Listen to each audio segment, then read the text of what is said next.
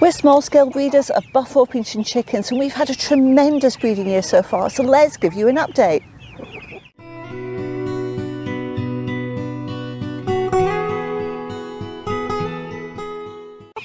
Welcome to English Country Life. My name's Fiona, and together with my amazing husband Hugh, we run a small holding homestead here in South Lincolnshire in the UK. And we breed these beautiful golden Buff Orpingtons. Now, they are amazing. They're known as the golden Labrador of the chicken world, but even better for us, they are broody. So rather than using incubators, we use the natural broody tendencies of the breed, like Spring, who's in front of me here, with her little chicks. Now, you might notice we've got some other breeds, and we hatch those so that we've got some egg layers while our brood hens are off lay and raising their chicks. And what we're trying to do is we're trying to pay for the flock. So we've got feed bills, we've got infrastructure bills, but what we need to make sure is that by selling excess hens we can cover all of those bills annually. And we only sell in the UK because it's a welfare issue for us, so we don't ship overseas. It's not fair on these poor little animals. We love them far too much for that. So we have roughly about 8 breeding hens each year, and as the breeding season ends we will replace 4 of them with a brand new set from the current age group, and we'll sell 4 of the older ones. But we never ever sell until they are independent from their brood hen, and there is a natural process where the brood hen will incubate, hatch and then raise the chicks for 6 to 8 weeks, and then they'll naturally make them independent. Now, we love this process. We love keeping these hens. They are the golden Labrador of the chicken world. But let's take you through the different clutches. We always start the year by hatching eggs from our own hens fertilised by our own cockerels. Now, this is because this is the time when we have the most Orpingtons laying eggs, as soon as they start to brood and incubate eggs they stop laying them and won't start again until the chicks are at least 8 weeks old. Now, Puffin was our first hen to brood, and Puffin is 2 years old and likes to start incubating eggs very early, roughly in about mid-April. She's hatched 15 chicks, and at 13 weeks old we've sold the excess hens, but we are keeping some of her hatch for our next breeding year. Aren't they just beautiful? Next to hatch their eggs were Autumn and Winter, who are 1-year-old Orpingtons. Now, they hatched within 3 days of each other, and as their chicks grew in confidence they spent most of the time together playing, exploring and hunting flies.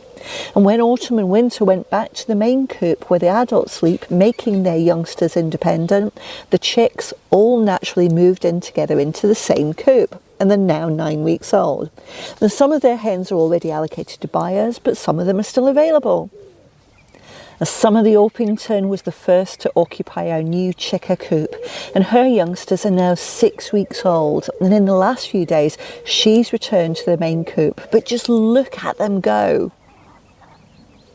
Now, these are all of the chickens which we hatched using the eggs from our own hens, and here you can see the relative sizes of the 3 broods together. At this point we decided it was time to buy in some fertilised eggs to try and hatch a new breeding cockerel for the 2026 season. Now, we always hatch a new breeding cockerel each year from another breeder so that the genetics stay strong and there's no interbreeding. Now, the only problem with buying in eggs is that if they come through the post we found that the hatch rate is actually very poor.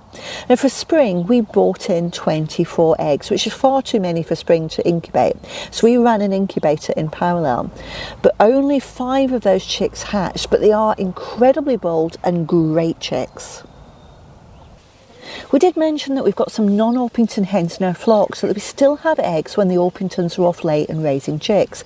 And this year we wanted to hatch a new set of egg layers, and we've been asked to hatch some of these breeds too for a friend of ours. Now, we found a great breeder not far from us, which meant we could pick the eggs up and avoid the low hatch rates that we get from eggs which were sent through the post. Now, Egret has successfully hatched a lot of these chicks, and they're a mix of French Morans, cream leg bars and Exchequer leghorns. And we're not finished yet, because inside this 8 hen chicken coop we have got Puffin, who's brooding for a second time. This time she's going to be hatching some Buff Orpington, some unrelated Buff Orpington, so we've got a better choice of breeding cockerel for next year, so we're hoping for a successful hatch. And Winter the Orpington, she's brooding for a second time too, and this time she's not hatching Buff Orpingtons, she's hatching some different breeds for us, and she is going to be staying. She's such a lovely little hen and a great little broody. She does a fabulous job. Just look how flat she is, covering all of those eggs for us. Well, that's it from the chicken breeding season here on the Small Holding. And if you are interested in any of the hens which we have for sale, drop us a note in the comments or use the contact form on our website, englishcountrylife.com. But we will only sell within the UK, because from a welfare standpoint it's not great shipping chickens overseas over long distances. If you have liked this content, give us a thumbs up down below. If you're not already a subscriber to the channel, hit subscribe and that bell icon and you'll be notified every time a brand new video goes live, and that is a free service. If you have a question for us, or if you've got an idea for another video, pop it in the comments too, and we'll do our best to get back to you as soon as possible, or maybe even make a video for you. But for now, thanks for watching and we look forward to seeing you next time.